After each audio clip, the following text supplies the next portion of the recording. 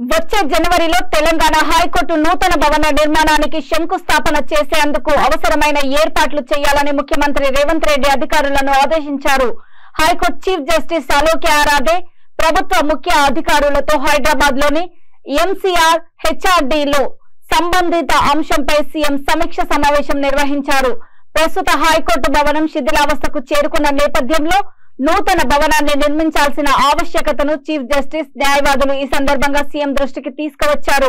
ఈ నేపథ్యంలో రాజేంద్ర నగర్ పరిధిలో 100 ఎకరాల్లో హైకోర్టు నూతన భవన నిర్మాణానికి అవసరమైన నిధులను మంజూరు చేయాలని సీఎం ను కోరారు.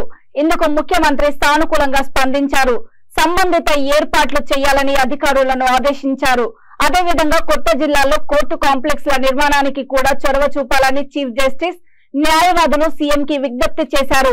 ఇప్పుడున్న హైకోర్టు భవనం హెరిటేజ్ బిల్డింగ్ కాబట్టి దానిని పరిరక్షించాల్సిన బాధ్యత ఉందని కూడా సీఎం గుర్తు చేశారు.